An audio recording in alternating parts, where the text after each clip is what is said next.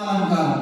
ఉపమా అంటే పోలిక, పోల్చడం, సామ్యం, వాటి మధ్య ఉన్నటువంటి అంటే సామాన్యమైనటువంటి గుణాలని పోల్చడం.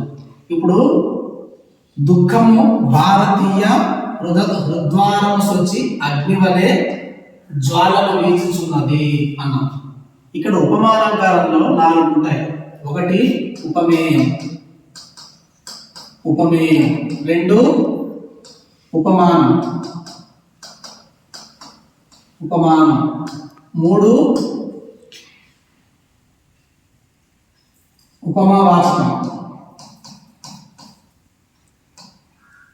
ఉపమావాచకం. 4 సమాన ధర్మం, సమాన ధర్మం. ఈ 4 అంశాలు, ఈ 4 లక్షణాలు ఉపమాలంకారంలో ఉంటే అది ఉపమాలంకారం అవుతుంది. ఇందులో ఈ 4 లక్షణాలు ఎక్కడ ఉంటే అది ఉపమాలంకారం అవుతుంది. సపోజ్ ఇక్కడ దుఃఖము, దుఃఖం అగ్ని వలె జ్వాలలు వేచుచున్నది అన్నాం. ఇక్కడ దేన్ని పోలుస్తున్నాము? దుఃఖాన్ని. అంటే ఈ దుఃఖం ఏమవుతుంది? ఇక్కడ దేన్ని పోలుస్తున్నామో అది ఉపమేయం అవుతుంది, దేనితో పోలుస్తున్నామో అది ఉపమానం అవుతుంది. ఆ రెండింటి మధ్య కలిపేది ఉపమా వాచకం అవుతుంది. ఆ రెండింటి మధ్య ధర్మం ఏదైతే ఉందో ఆ ధర్మం సమాన ధర్మం అవుతుంది.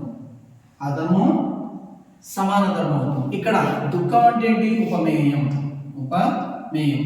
ఉపమేయాన్ని దేంతో పోలుస్తున్నాము? అగ్నితో పోలుస్తున్నాము. దుఃఖము అగ్ని వలె, దేంతో ఎలా ఉంది? అగ్నిలా ఉంది, అగ్నితో పోలుస్తున్నాం కాబట్టి ఇదేంటి? ఉపమానం, ఉపమానం. ఈ రెండింటిని కలిపే పదం ఏంటి? వలె. ఈ వలె అనేది ఉపమావాచకం, వలె అనేది ఉపమావాచకం.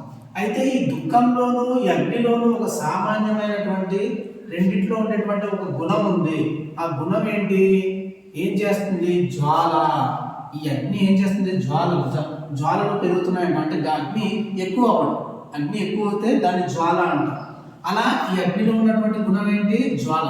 అలాగే దుఃఖం కూడాను ఈ అగ్ని ఎలాగైతే జ్వాల, ఏదైనా చిన్న మంటలో నెయ్యి వేసినా పెట్రోల్ వేసినా ఎక్కువగా అవుతుంది, దాన్ని జ్వాల అంట. అంటే ఉన్నదానికన్నా ఎక్కువ అవ్వడం. అలాగే ఈ అగ్నిలో ఏ విధంగా అయితే జ్వాలలు ఉన్నాయో ఈ దుఃఖం కూడా ఆ జ్వాలలాగా ఎగిసి పడుతున్నాయి. అంటే దుఃఖం ఎక్కువ అయిపోతుంది అని అర్థం. అంటే ఇక్కడ ఉపమేయమైనటువంటి దుఃఖాన్ని ఉపమానమైన అగ్నితో పోల్చాము. ఉపమేయం ఉంది, ఉపమానం ఉంది. అలాగే వలె, రెండింటిని కలిపేటువంటి పదం ఏదైతే ఉందో అది వలె ఉంది. ఆ వలెని ఉపమావాచకం అంటారు. ఈ ఉపమేయానికి ఉపమానానికి సామాన్యమైన గుణం ఉంది, అది జ్వాల. ఆ రెండిట్లో ఉంది కాబట్టి చక్కని పోలిక, దుఃఖానికి అగ్నికి చక్కని పోలికను వర్ణించడం జరిగింది కాబట్టి ఇది ఉపమా అలంకారం అవుతుంది.